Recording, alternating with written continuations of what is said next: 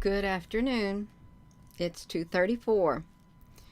We are reading about the Vril, the race that lives under the earth, and this will probably be the final chapters because they're not too long at all. We can finish this book, and what's happening is the Tish, which was considered a pet, like a human fell into the earth, inside the earth, and came amongst the race of the Vril. And he was very unusual. He was like the first human, according to this book, that ever entered that realm.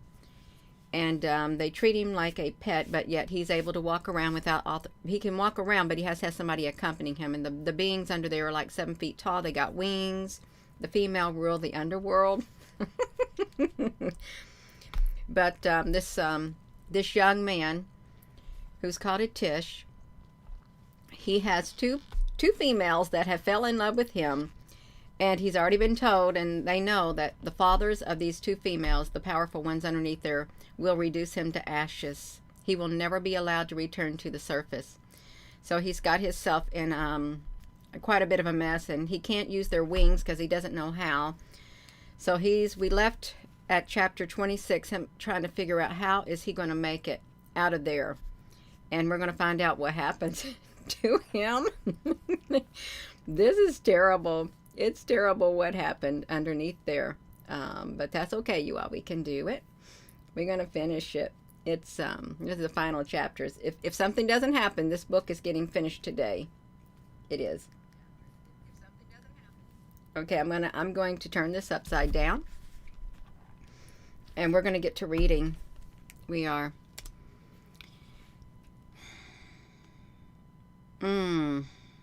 So, chapter 27.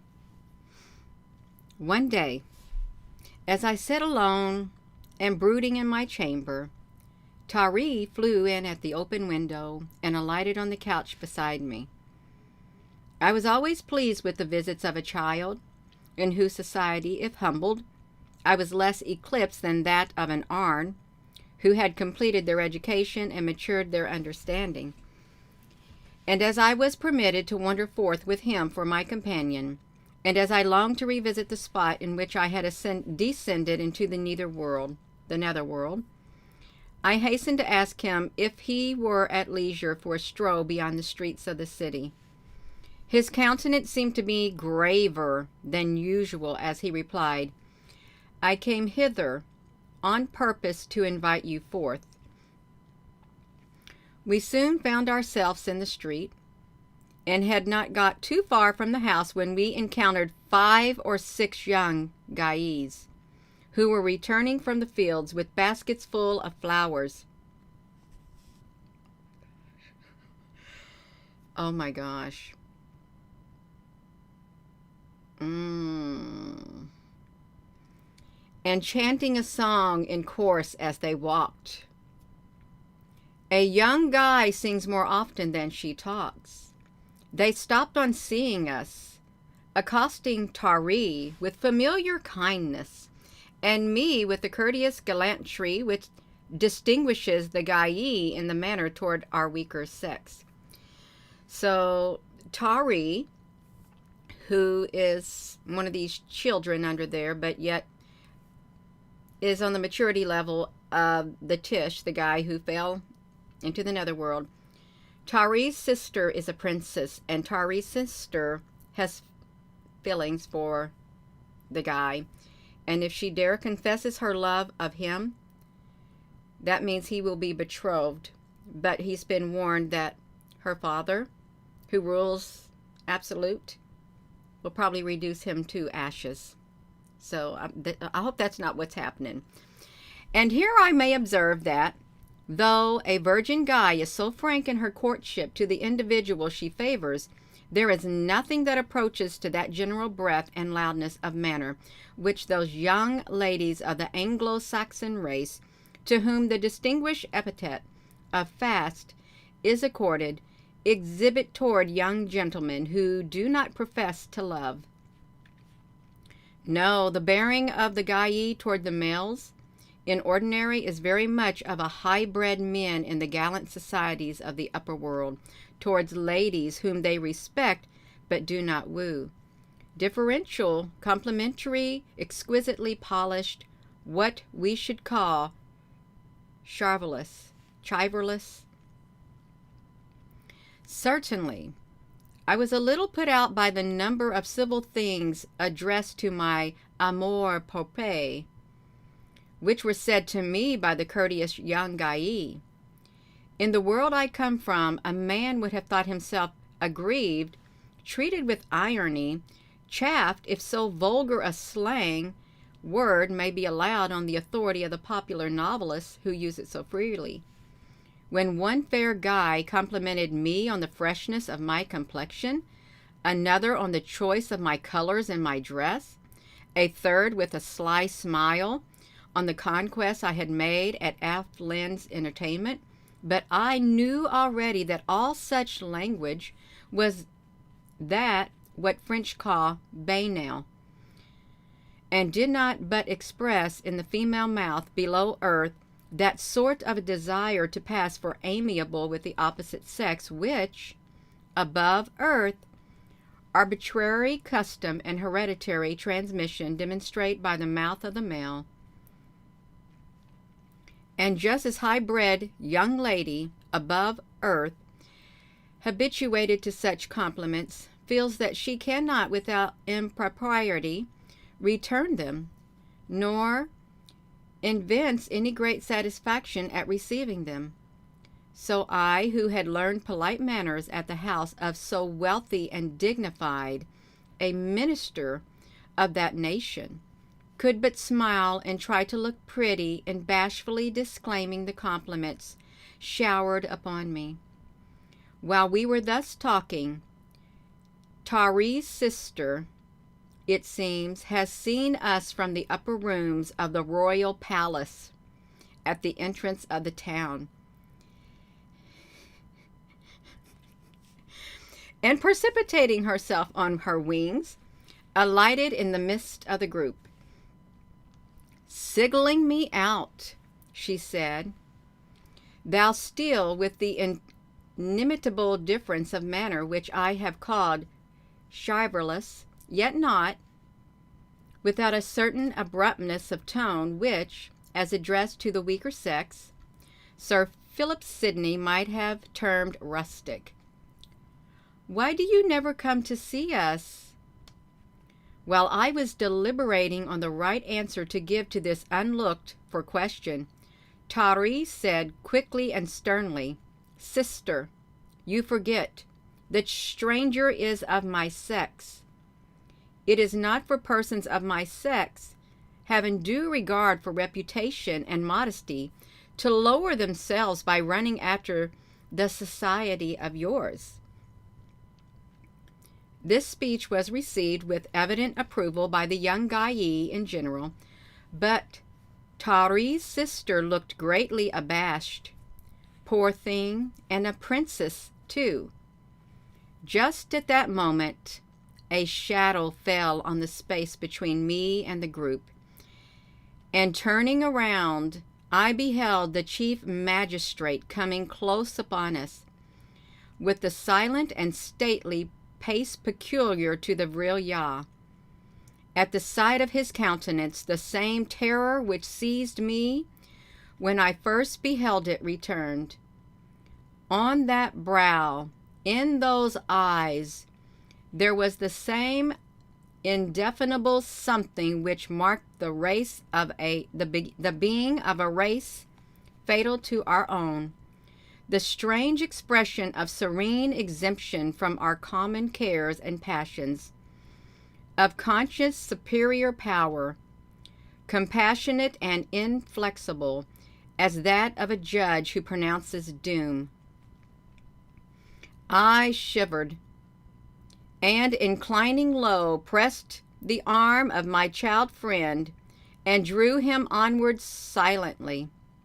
The Tur placed himself before our path, regarded me for a moment without speaking, then turned his eye quietly on his daughter's face, and, With a grave salutation to her and the other Gai, went through the midst of the group, still without a word. Whew. Let me look over here. That's chapter 27. Hello, everyone.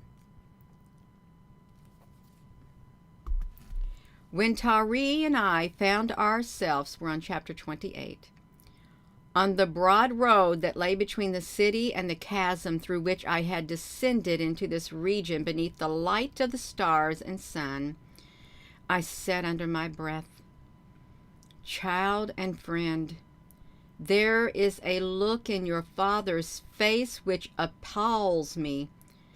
I feel as if, in its awful tranquility, I gazed upon death." Tari did not immediately reply.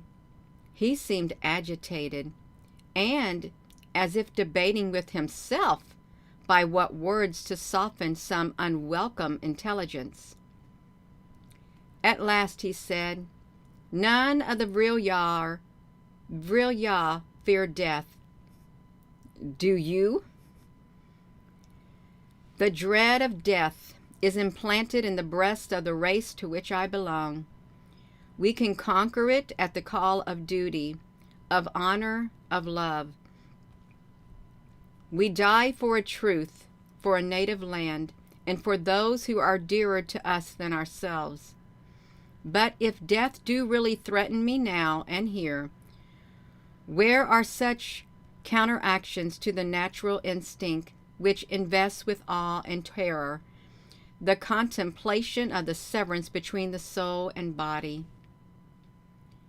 Tari looked surprised, but there was a great tenderness in his voice as he replied, "I will tell my father what you say. I will entreat him to spare your life." "He has, then, already decreed to destroy it?" "'Tis my sister's fault or folly," said Tari with some petulance. "But she spoke this morning to my father, and after she had spoken, he summoned me, as a chief among the children who are commissioned to destroy such lives as threaten the community. And he said to me, 'Take thy Vril staff and seek the stranger who has made himself dear to thee. Be his end painless and prompt.' And I faltered, recoiling from the child. 'And it is, then, for my murder that this treacherously thou hast invited me forth? No, I cannot believe it. I cannot think thee guilty of such a crime.' 'It is no crime to slay those who threaten the good of the community. It would be a crime to slay the smallest insect that cannot harm us. If you mean that I threaten the good of the community because your sister honors me with the sort of preference which a child may feel for a strange plaything, it is not necessary to kill me. Let me return to the people I have left, and by the chasm through which I descended. With a slight help from you, I might do so now. You, by the aid of your wings, could fasten to the rocky ledge within the chasm the cord that you found, and have no doubt preserved. Do but that, assist me, but to the spot from which I alighted, and I vanished from your world forever, and as surely as if I were among the dead. The chasm through which you descended, look around. We stand now on the very place where it yawned. What see you? Only solid rock. The chasm was closed by the orders of Aflin. As soon as communication between him and yourself was established in your trance, and he learned from your own lips the nature of the world from which you came. Do you not remember when Z bade me not to question you as to yourself or your race? On quitting you that day, F. Lin accosted me and said, no path between the stranger's home and ours should be left unclosed, or the sorrow and the evil of his home may descend to ours. Take with thee the children of thy band, smite the sides of the cavern with your Vril staves, till the fall of their fragments fills up every chink through which a gleam of our lamps could force its way. As the child spoke, I stared aghast at the blind rocks before me, huge and irregular, the granite masses showing by charred discoloration where they had been shattered, rose from footing to rooftop, not a cranny. All hope then is gone, I murmured, sinking down on the craggy wayside, and I shall never more see the sun. I covered my face with my hands, and I prayed to him whose presence I had so often forgotten when the heavens had declared his handiwork. I felt his presence in the depths of the nether earth, and amidst the world of the grave. I looked up, taking comfort and courage from my prayers, and gazing with a quiet smile into the face of a child, said, now, if thou must slay me, strike. Tari shook his head gently. Nay, he said, my father's request is not so formally made as to leave me no choice. I will speak with him, and may prevail to save thee. Strange that thou shouldst have that fear of death, which we thought was only the instinct of the inferior creatures, to whom the convictions of another life has not been beshoused. With us, not an infant knows such fear. Tell me, my dear Tish, he continued after a little pause, would it reconcile thee more to departure from this form of life to that which lies on the other side of the moment called death? Did I share thy journey? If so, I will ask my father whether it be allowable for me to go with thee. I am one of our generation destined to emigrate, when of age for it, to some regions unknown within this world. I would just as soon emigrate now to regions unknown in another world. The all-good is no less there than here, where he is not. Child, I said, seeing Tari's countenance as he spoke in serious earnest, it is a crime in thee to slay me. It were a crime not less in me to say, slay thyself. The all-good chooses his own time to give us life, and his own time to take it away. Let us go back.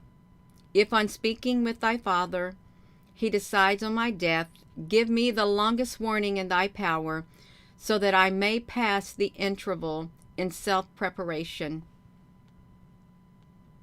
Chapter 26. Chapter 29. We're on chapter 29 of this, and this is the final chapter. If you're just tuning in, I'm trying to get this thing over here so I can see it. Oh my gosh, you all. How can I read my comments on here? How we doing? Yeah.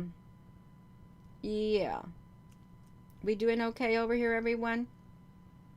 Let's see.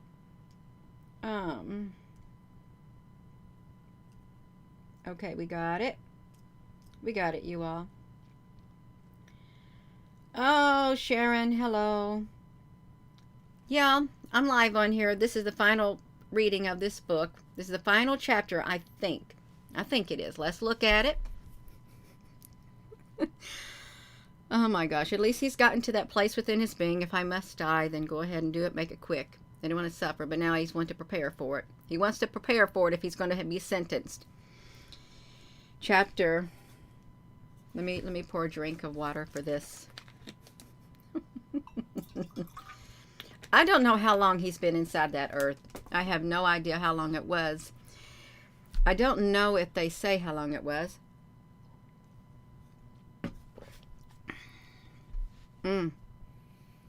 Chapter 29. In the midst of those hours set apart for sleep and constituting the night of the Vril, I was awakened from the disturbed slumber into which I had not long fallen by a hand on my shoulder. I started and beheld Z standing beside me. "Hush," she said in a whisper. "Let no one hear us. Dost thou think that I have ceased to watch over thy safety because I could not win thy love?"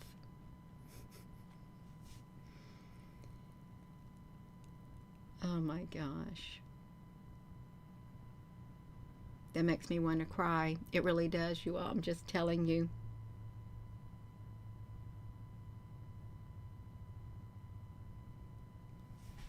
Oh my gosh. Gina, it's just a story, but it makes me want to cry. Oh my gosh.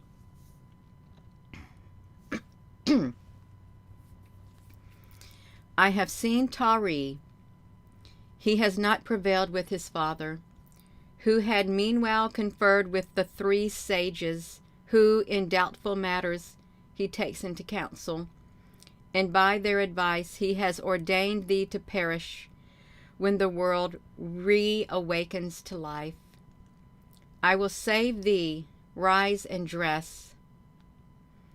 Z pointed to a table by the couch, on which I saw the clothes I had worn on quitting the upper world, and which I had exchanged subsequently for the more picturesque garments of the Vril. The young guy then moved toward the casement and stepped into the balcony, while hastily and wonderingly I donned my own habiliments. When I joined her on the balcony, her face was pale and rigid. Taking me by the hand, she said softly, "See how brightly the art of the Vril has lighted up the world in which they dwell. Tomorrow, the world will be dark to me." Oh my gosh.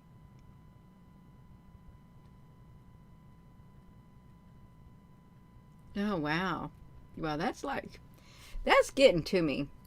That's like, it's literally, that's the love coming from her heart without him in it. This is, wow. And this ain't even a mushy book. It's like, oh my gosh.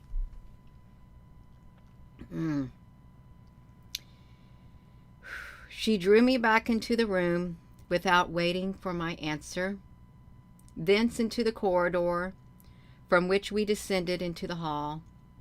We passed into the deserted streets and along the broad upward road which wound beneath the rocks. Here, where there is neither day nor night, the silent hours are unutterably solemn. The vast space illumined by mortal skill is so holy, without the sight and stir of mortal life. Soft as were our footsteps, their sound vexed the ear, as out of harmony with the universal repose. I was aware in my own mind, though Z said it not, that she had decided to assist my return to the upper world, that we were bound towards that place from which I had descended. Her silence infected me and commanded mine. And now we approached the chasm. It had been reopened, not presenting indeed the same aspect as when I had emerged from it, but through the closed wall, a rock before which I had last stood with Tari, a new cliff had been riven, and along its blackened side still glimmered sparks and smoldered embers. My upward gaze could not, however, penetrate more than a few feet in the darkness of the hollow void, and I stood dismayed and wondering how that grim ascent was to be made. Z divined my doubt. "Fear not," she said, without a faint smile. "Your return is assured. I began this work when the silent hours commenced, and all else were asleep. Believe that I did not pause till the path back into thy world was clear. I shall be with thee a little while yet. We do not part until thou sayest, 'Go, for I need thee no more.'" My heart smote me with remorse at those words. "Ah," I exclaimed, "would that thou wert of my race, or I of thine. Then I should never say, 'I need thee no more.'" Oh my gosh.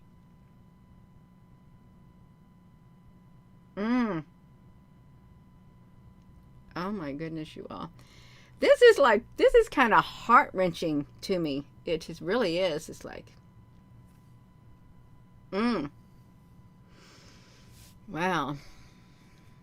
"I bless thee for those words, and I shall remember them when thou art gone," answered the guide tenderly. During this brief interchange of words, Z had turned away from me, her form bent and her head bowed over her breast. Now she rose to the full height of her grand stature and stood fronting me. While she had been thus averted from my gaze, she had lighted up the circlet that she wore around her brow, so that it blazed as if it were a crown of stars. Not only her face and her form, but the atmosphere around were illumined by the effulgence of the diadem. Now she said, "Put thine arm around me for the first and last time." Oh my gosh.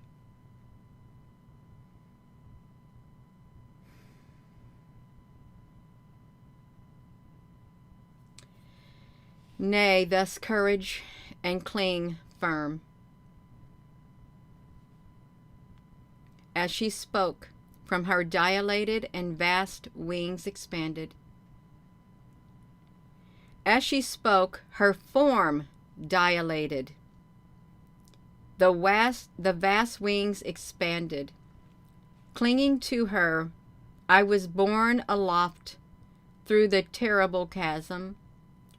The starry light from her forehead shot around and before us through the darkness, brightly and steadfastly, and swiftly as an angel may soar heavenward, with the soul it rescues from the grave, went the flight of the guy, till I heard in the distance the hum of human voices, the sounds of human toil.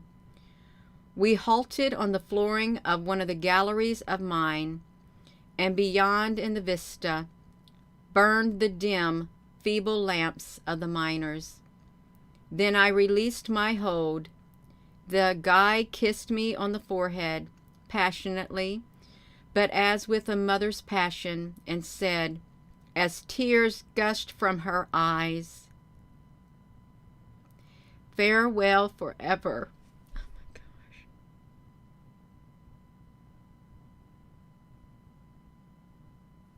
Wow. Thou wilt not let me go into thy world. Thou canst never return to mine. Ere our household shake off slumber, the rocks will have again closed over the chasm, not to be reopened by me, nor perhaps by others, for ages yet unguessed.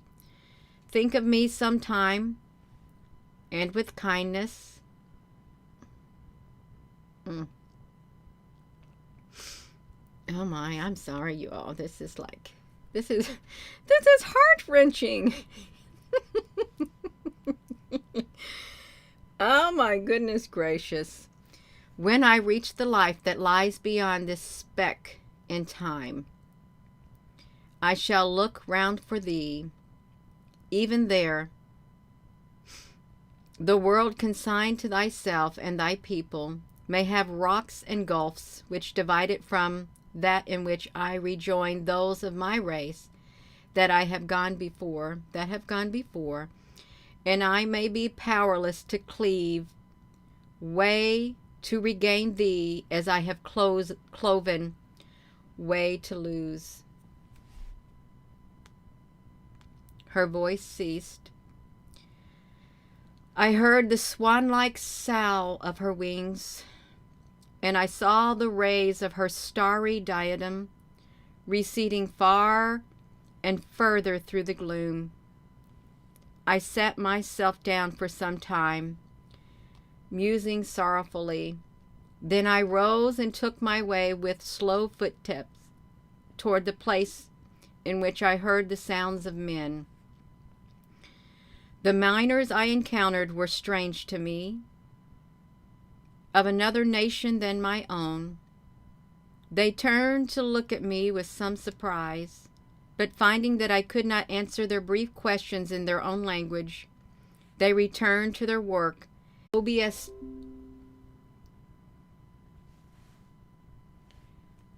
When I said what I said, the OBS disconnected me. The program that I am using, the OBS Studio, the Stream Deck, it literally disconnected me.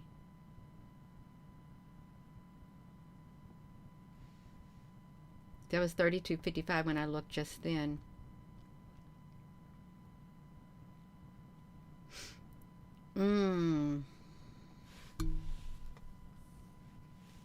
It's all right. It's fine.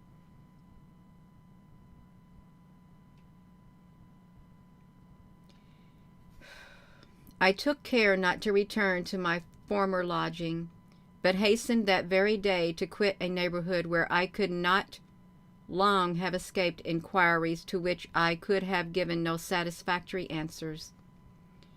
I regained safety, my own country, in which I have been long peacefully settled and engaged in practical business, till I retired on a competent fortune 3 years ago. I have been little invited and little tempted to talk of the rovings and the adventures of my youth, somewhat disappointed, as most men are, in matters connected with household love and domestic life.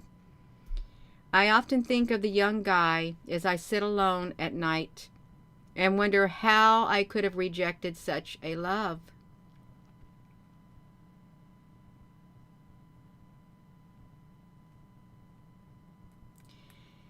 No matter what dangers attended it, or by what conditions it was restricted. Sad. That's sad, you all.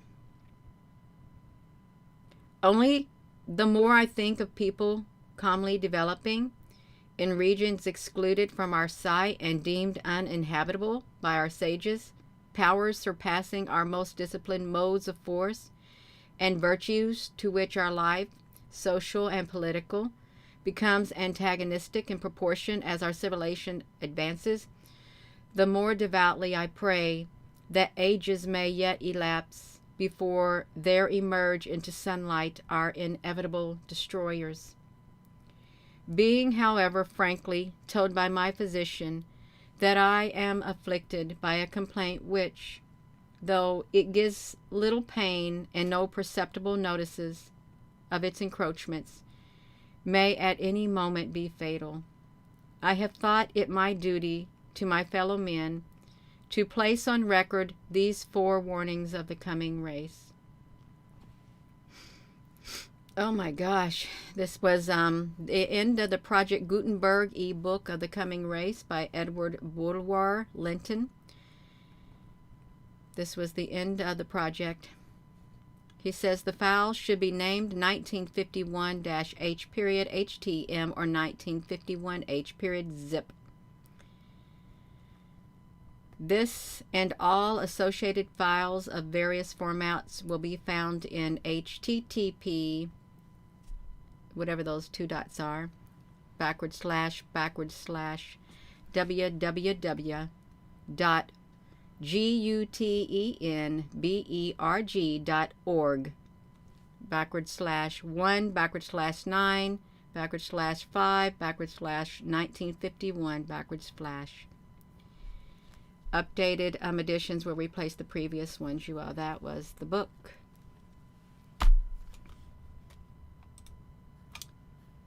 Wow.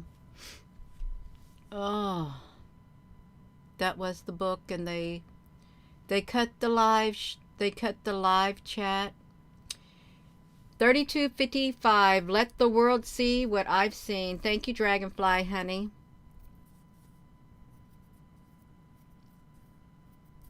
I like it that when you see that numbers like that, I do like looking down there to see what that means.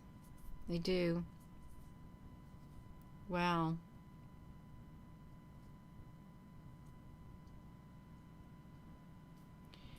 If there's beings out there who don't die, jet powers, this race of beings live to 100 and to 100. The oldest one was 140 years.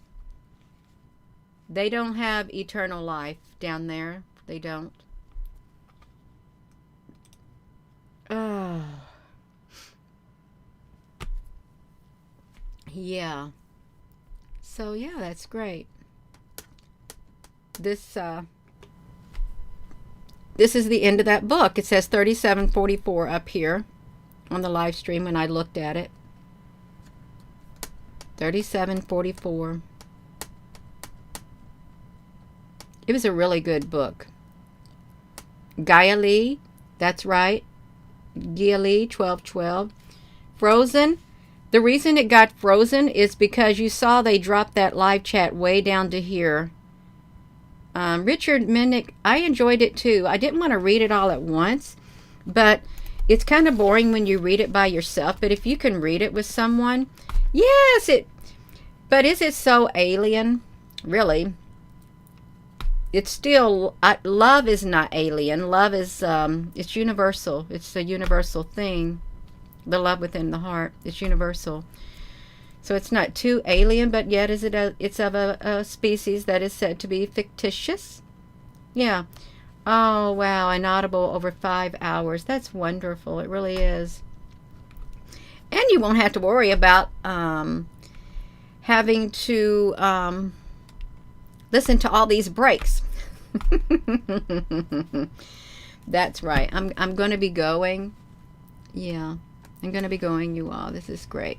So, whoopsie, put this back on you, Gina. With that being said, thank you. And I'm going to put this, I got to put this in the podcast right now while you're all watching. Let me do it. Yeah, I'm going to put it in here. I forgot to put it in the podcast. We're going to do it right now. You can watch me do it. It's the story time with Gina. It's right there. Boom! We got it. Let me click those hearts. It was a great ending. He didn't die, but it was really sad. He regretted what he did. He regretted it, but he didn't know. Well, it's great. It's great. Oh, that's right. We have pieces of the puzzles. That's right, Jet Honey. I'm gonna go, y'all. So, that being said, thank you, and hello wherever you are in any part of the world. Hello, from my heart to yours. Love you. Have a wonderful rest of your afternoon. And thank you once again. Now we know what the book's about. And they're a powerful race of being. They are.